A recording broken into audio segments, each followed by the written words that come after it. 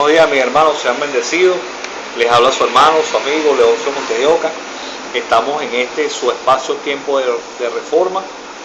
Vamos a tratar de hablar hoy un poco, vamos a tratar de hacer estas entregas en varias, para ir degustando poco a poco lo que es el hermoso, el maravilloso mundo de la cristología. Es lamentable, señores, ver cómo en muchas congregaciones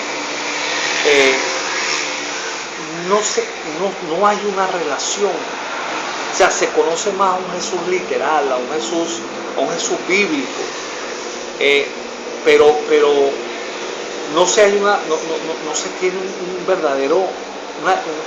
verdadero conocimiento en cuanto a lo que es esa obra redentora que comenzó hablamos en otra oportunidad en Isaías, cuando hacen una alegoría diciendo Dios, ¿quién irá? ¿Quién enviaremos? ¿Quién irá por nosotros? Y el verbo dice, heme aquí, Señor, envíame a mí. ¿Cómo tuvo que humillarse el verbo? ¿Cómo tuvo que vaciarse lo que se denomina como el vaciado, ¿no? el despojarse, el no tener el ser igual a Dios como cosa a que aferrarse, sino que se despojó.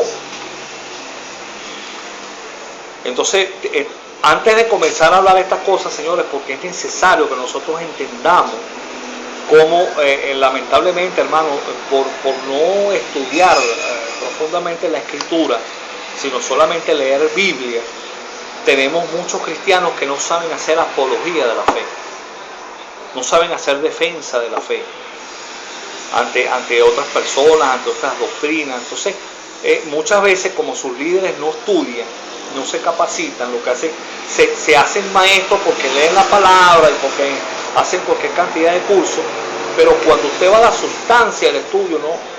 Entonces, como no tienen defensa, muchas veces lo que dicen, no vale, estos son falsas doctrinas. Pero, hermano, resulta que dentro de la que se llama, entre comillas, sana doctrina, tenemos una gran cantidad de falsas, de malas enseñanzas, que es lo que se constituye la falsa doctrina. Porque ¿qué doctrina? Enseñanza. Y falso es todo aquello que no se relaciona con lo que es la verdad bíblica. Entonces vemos cómo se han levantado doctrinas, pseudodoctrinas, falsas religiones, precisamente porque nosotros no hemos sabido darle una verdadera apología a la fe, darle una apologética, una defensa racional de la fe, de la palabra de Dios. Entonces, hermano, vamos a comenzar, vamos a darle, antes de dar inicio, vamos a hablar lo que es el nacimiento de Jesús, lo que es ese misterio de esa unión hipostática, y vamos a ir hasta cuando Jesús cumple los 12 años que se presenta en el templo bajo la costumbre judía del Bar Mitzvah.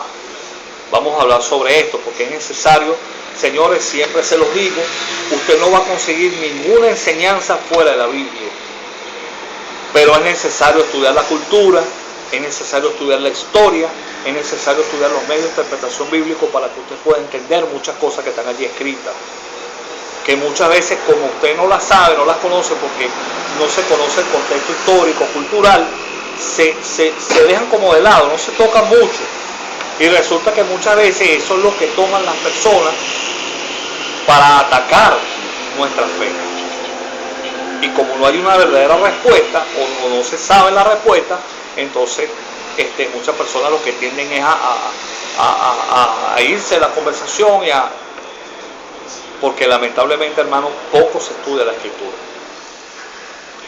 Entonces, tenemos que manejar tres principios antes de empezar con todo lo que vamos a hablar. Primero, la eternidad. Segundo, sempiternidad. Y tercero, temporalidad. ¿Qué es eterno? Todo lo que no tiene principio no tiene fin. Que es desde la eternidad hasta la eternidad. Dios es eterno. El Verbo es eterno. Y el Espíritu Santo es eterno. El apóstol Juan dijo, estos tres dan testimonio en el cielo, el Padre, el Verbo y el Espíritu Santo. Primera de Juan. Pues bien, dentro de los sempiternos tenemos lo que tiene principio, pero no tiene fin. Los ángeles son sempiternos, fueron creados, pero no tienen fin. El hombre es creado en cuanto a su creación, en cuanto tenemos que entender, señores, que todo lo que tiene carne es creado. Entonces, en cuanto a su creación, Jesús, el Jesús hombre, es creado. Nosotros no le podemos dar una eternidad a Jesús, a la persona de Jesús, sino al Verbo, al Cristo, al Mesías ungido. Pero en cuanto a la preexistencia, a la eternidad, es el Verbo. Y el verbo se despoja, se viene a hacer carne, eso lo vamos a hablar ahora. Y luego tenemos dentro del temporal lo que tiene principio y tiene fin. Los animales, las plantas, las cosas son temporales. ¿Por qué? Porque tienen un inicio y tienen un fin. Entonces, señores, existen y se han dado varias enseñanzas o varias doctrinas, enseñanzas en cuanto al nacimiento, a la encarnación del Verbo. De hecho, creo que dice el mismo libro los Hebreos, hecho un poco menor a los ángeles en cuanto a la condición de la creación. Ya no después en lo que es el Jesús, porque tenemos que entender algo. El Verbo se tiene que hacer carne para poder redimir al hombre. Entonces Jesús, siendo Dios, el Verbo en Jesús, siendo Dios, no obró como Dios en la tierra, fueron solamente puntuales, porque todo lo demás que hizo el Señor lo hizo en el poder del Espíritu, por eso que el Señor dijo, cosas mayores que yo harán. ¿Por qué? Porque por el poder del Espíritu que estaba en él. Lucas 4:18, como el Espíritu del Señor está sobre mí por cuanto me ha ungido para. Hechos 10:38 dice claramente, el Espíritu del Señor está sobre mí por cuanto, como Dios ungió con el Espíritu Santo y con poder a Jesús de Nazaret, y cómo estuvo haciendo bien y sanando a los oprimidos por el mal. A muchas personas el propio Señor les decía, ¿crees que puedo hacer esto? Tu fe te ha sanado. Entonces, hermanos, es necesario que nosotros entendamos esto. Y las escuelas, pues, una afirma que María aportó sus 23 cromosomas, que el Espíritu no es solo, que se formó Jesús y que nace de María. Esta es la que se utiliza, o una corriente que es muy utilizada, muy enseñada en muchas escuelas que hablan de teología o que hablan que en Biblia enseñan cristología. Pero el problema con esta enseñanza es que de ser así, y María aportar su sangre, Jesús hubiera nacido pecador. Y como pecador no podía redimir. Entonces ese es uno de los grandes problemas que se tiene. La otra posición es la que afirma que prácticamente María fue como una incubadora, pues. Que esto sirvió para que el niño creciera en María y naciera de ella. Pero como lo dije, esas dos posiciones tienen sus pros y sus contras. ¿Qué nosotros tenemos que enseñar? Bueno, bíblicamente, en la Escritura, como hombre normal, no estamos hablando de Jesús, no vemos una persona con más conocimiento bíblico ni teológico que Pablo. Y Pablo, y con más revelación. Y Pablo dice, le dice en la primera de Timoteo 3:16, le dice a Timoteo, indiscutiblemente grande es el misterio de la piedad. Dios fue manifestado en carne. En carne. Eso es todo, ese es el misterio.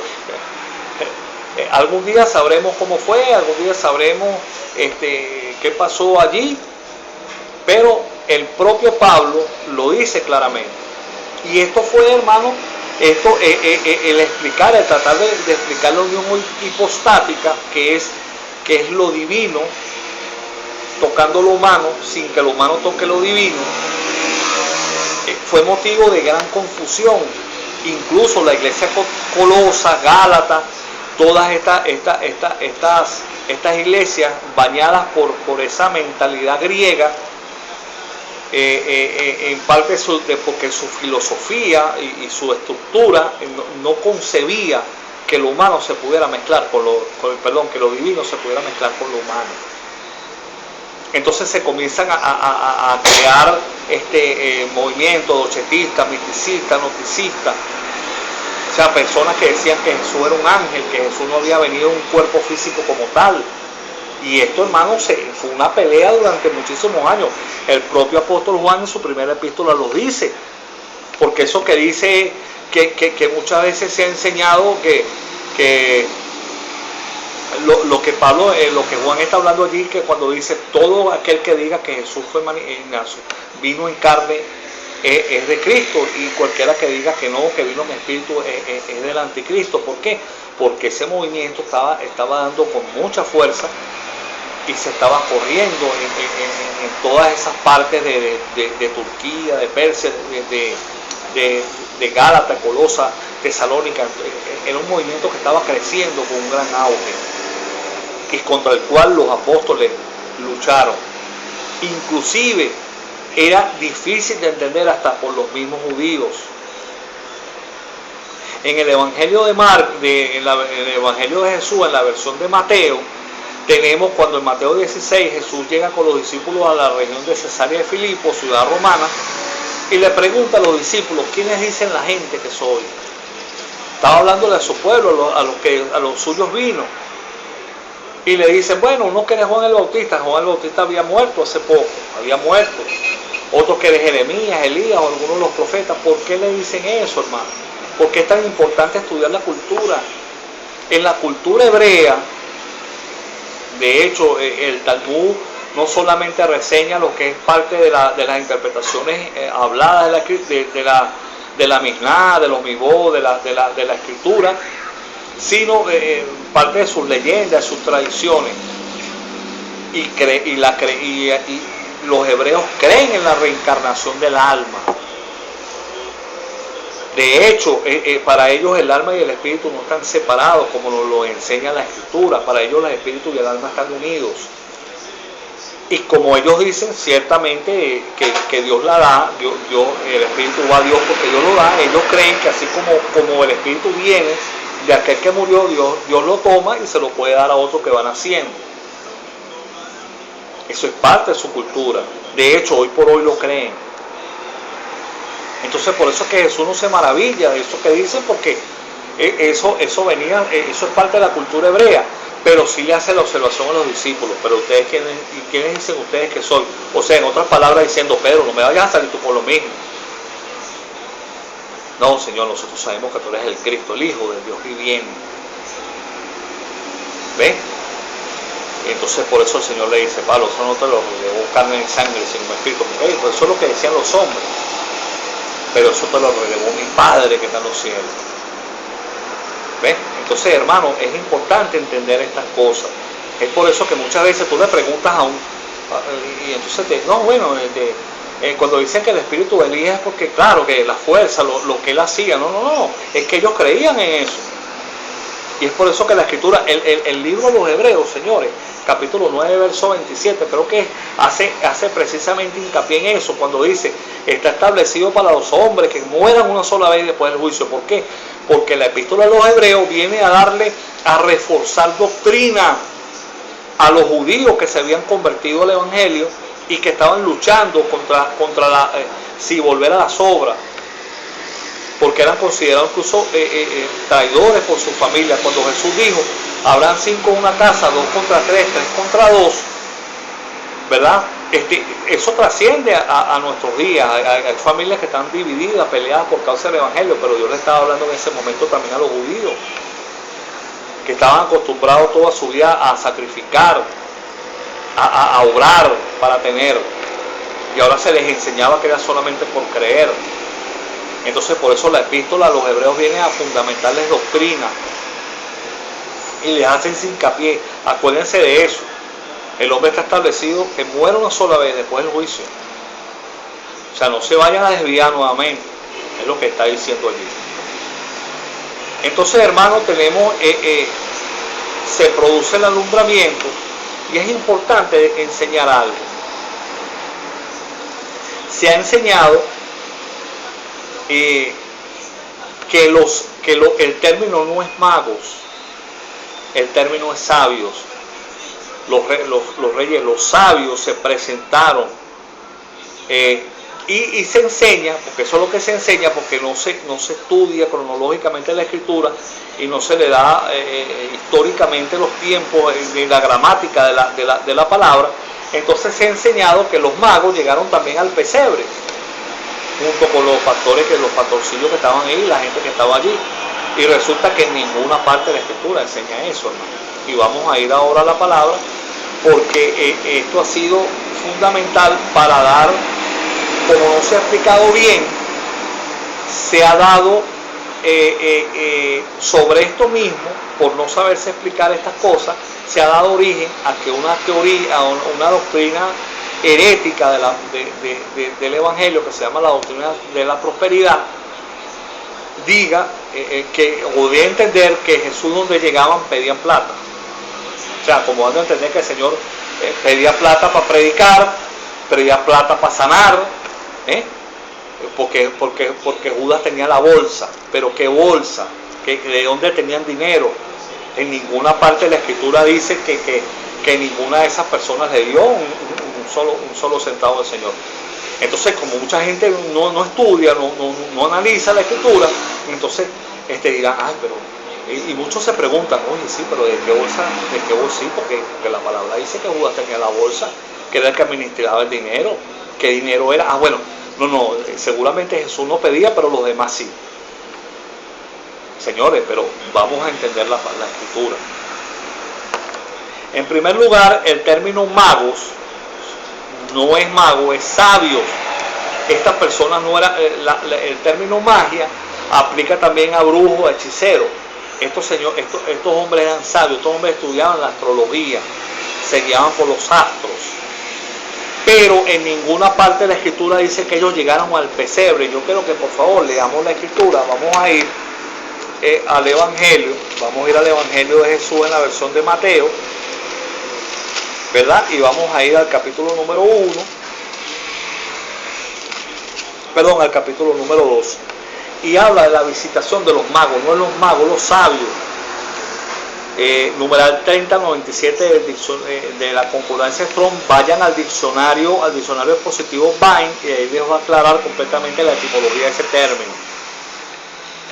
Ok, entonces dice que cuando Jesús nació en Belén de Judea, en los días del rey Herodes, y habla, oyendo Herodes, ¿dónde está el rey de los judíos? Cuando llegaron, vamos a leerlo, dice, cuando Jesús nació en Belén de Judea, en los días del rey Herodes, vinieron del oriente de Jerusalén unos magos, no son magos, son sabios. Esto es una mala traducción, diciendo, ¿dónde está el rey de los judíos que ha nacido? Al oír esto, Herodes se turbó, mandó a llamar a la gente. ¿Para qué? Para que le dijeran, según las profecías de la palabra, dónde era que iban a nacer el niño. Pero es que resulta que ya el niño había nacido. Vamos a seguir leyendo la escritura. Entonces Herodes, mandando a llamar en secreto a los sabios, indagó sobre ellos al tiempo la aparición de la estrella, y los envió a Belén y diciendo, bueno, vayan allá, vayan a ver dónde está el niño, y me lo hacen saber.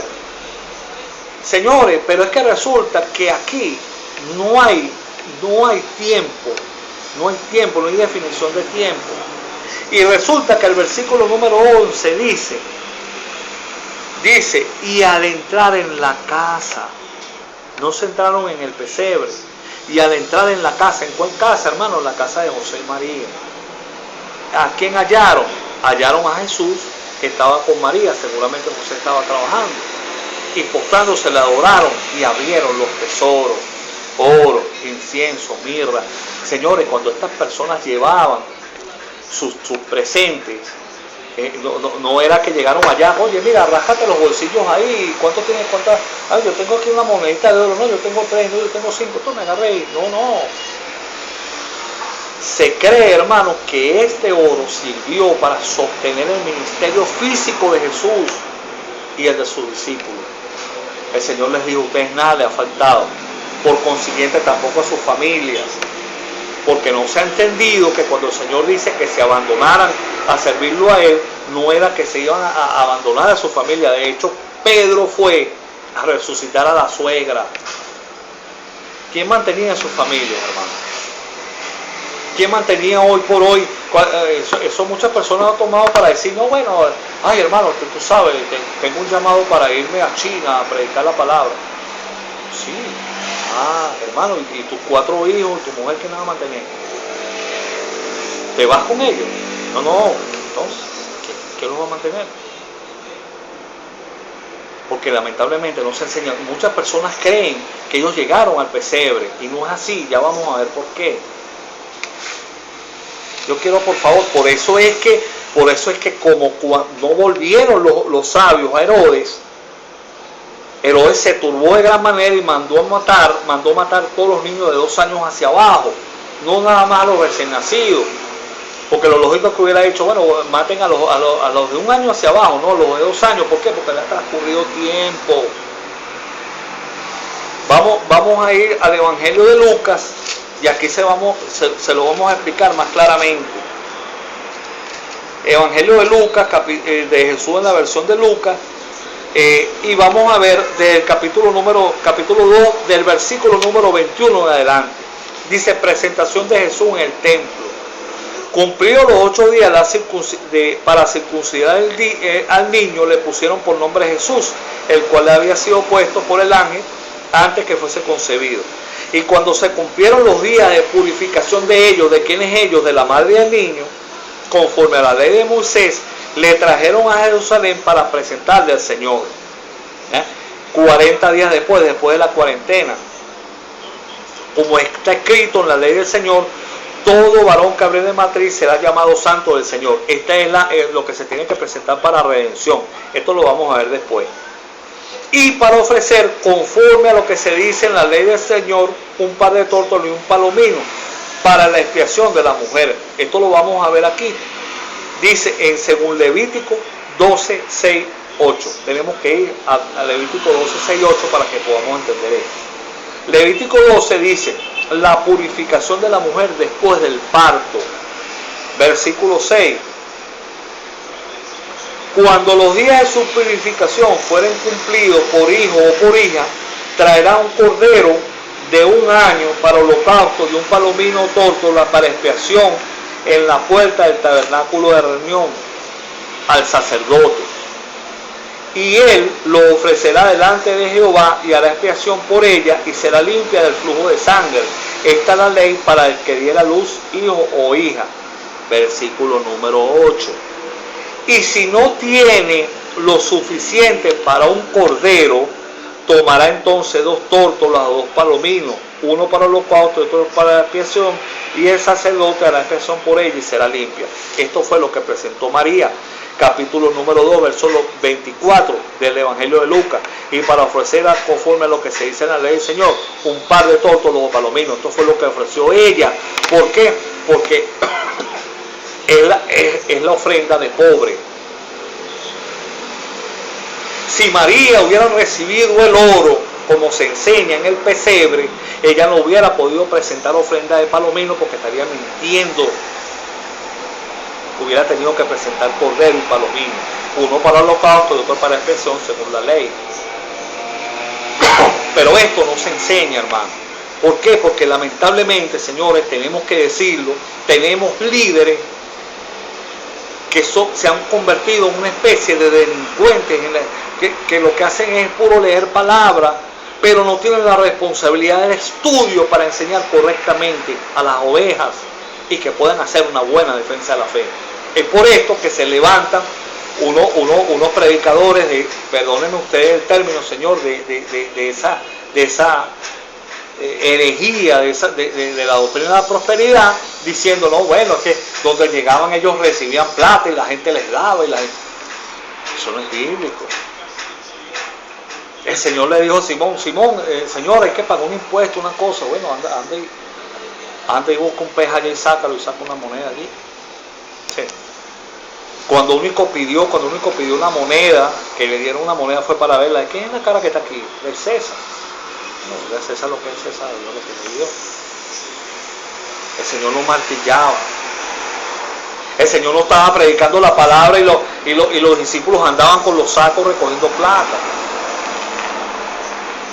El Señor no le cobraba a la gente que sanaba, porque no le hizo falta. El Señor cumplió con todos los rituales de la ley. Fue circuncidado, fue empadronado. Lo único que no cumplió, pero para poder cumplir la ley, no la quebrantó, fue la de redención, Éxodo capítulo 13. Que dice la ley que de todo primogénito, de animal y de hombre, tiene que ser presentado para ser redimido. Si el animal no era redimido, se desnucaba, se sacrificaba. Y el niño, como Dios no está como nuestro Dios no acepta el sacrificio de niño, ¿verdad? ¿Qué se sucede? Se lo voy a simbolizar. O sea, llegan los padres con el niño, lo entregan al sumo sacerdote, ¿verdad? El sumo sacerdote lo recibe, ¿verdad? Y en expiación recibe un cordero, un palomino, tórtolo, efa de harina, si no tienen cualquier cosa que significaba ese canje, y entonces inmediatamente el sacerdote volvía a dar al niño. El niño había sido redimido, había sido perdonado, librado de él. Pero ¿qué sucede, hermano? ¿Qué sucede? Que si el Señor Jesucristo, como Dios no es Moloch, que acepta el sacrificio de niños, ¿verdad? Pero ¿qué sucede? Que el sacrificio era Jesús. Él era el Cordero. Entonces, si Él era redimido, alguien que ha sido redimido no puede redimirlo. Entonces, precisamente, no se quebrantó la ley. ¿Por qué? Porque el sacrificio iba a ser Jesucristo. Porque el que se subió a la cruz no fue un cordero, fue un hombre. Y para que se fuera acepto ese sacrificio humano, tenía que existir un principio. Y el principio era allí, en Éxodo 13. ¿Por qué? Porque Él no fue presentado para redimirse. El sacrificio era Él. Pero el Señor cumplió, dice el Evangelio de Lucas, que crecía, el joven Jesús crecía en sabiduría y en gracia para con Dios y con los hombres. O sea, el Señor tuvo que ir aprendiendo cosas como hombre, que obviamente su conocimiento era por el Espíritu y por el mismo verbo en él, el mismo logos, el mismo Dabar era tremendo, pero el Señor habían cosas que él tuvo que ir aprendiendo. Y es maravilloso, como vemos en el capítulo número 2 del Evangelio de Lucas, el versículo 41, cuando dice, el niño Jesús es presentado en el templo. Dice, iban sus padres todos los años a Jerusalén a la fiesta de Pascua, o sea, a la fiesta de Pesaj. Es la fiesta que anuncia que el Señor sacó al pueblo de Israel con mano fuerte de Egipto. Y cuando tuvo 12 años, ¿por qué? Porque a los 12 años, todo niño hebreo es presentado en el Bar Mitzvah, que es llamado el hijo del mandamiento. Es considerado ya un adolescente, ya mayor de edad, ya no es un niño, considerado un niño, se le dan ciertas, incluso puede exponer sobre la Torá en público, dar alguna especie de enseñanza o hablar de esto. ¿Y qué pasa? En el templo, un sábado, cada 4 sábados o un sábado al mes, en el patio del templo, de la sinagoga, se reunían los rabinos con los niños, con los bar mitzvah, todos los que tenían más de 12 años, y se les hacían preguntas referente a la Torá y la Tanaj, que es el Antiguo Testamento. Y allí ellos veían la profundidad, la madurez del Señor Jesucristo, en las preguntas que se le hacían y en las preguntas que él hacía. Pero habían cosas que el Señor tuvo que ir aprendiendo. Y esto lo vamos a ver más adelante, señores. Es maravilloso estudiar la palabra, poder hablar todo lo que el Señor hizo, todo. ¿Por qué la Escritura, hermano? Y esto ha sido motivo de que se levanten doctrina por ahí, gente que incluso, no, que el Señor estuvo en la India y un libro muy famoso, muy vendido. Y eso, con todo respeto, eso es basura. ¿Por qué? Porque el Señor tuvo que cumplir la ley como todo niño hebreo, sujetarse a sus padres hasta los 30 años, que era considerado cuando un hombre verdaderamente era mayor de edad, era un adulto, que es cuando inicia Jesús su ministerio, que es lo que vamos a hablar en la próxima entrega ya sobre ese ministerio. ¿Por qué? Porque no se habla más del Señor allí, sino que crecía cada día en sabiduría, en obediencia. ¿Por qué? Porque se comportó como todo niño hebreo, ayudaba a sus padres, ayudaba a su mamá. Según la cultura, él adquiere el oficio de carpintero también, porque por la línea, por la cultura hebrea. Tuvo que ayudar a su padre, a sus hermanos, como todo un niño normal. Entonces, hermano, en la próxima entrega vamos a hablar sobre ya ese ministerio, cuando ya tenemos a Jesús hombre, cuando ya aparece, ya para cumplir su misión, su pasión voluntariamente aceptada. Vamos a ver todas estas cosas, vamos a hablar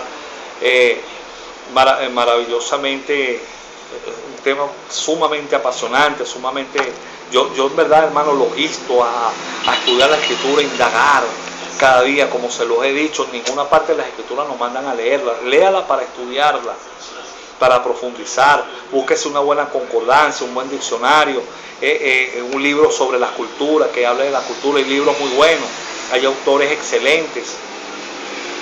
Alfred Derkschei es un excelente comentarista hebreo, bíblico, tiene libros maravillosos, El Templo, el uso y costumbre de los judíos en tierras bíblicas,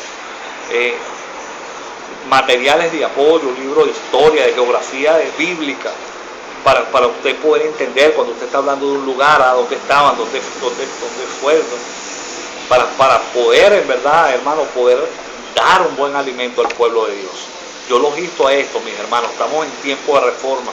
Es necesario la correcta aplicación del estudio de la palabra para poder enseñar, sobre todo en estos tiempos donde estamos viendo tanta apostasía, hermano. Yo los bendigo en el nombre de Jesús. Sean bendecidos, mis hermanos. Les habla su hermano, su amigo Leoncio Montes de Oca. Hasta la próxima.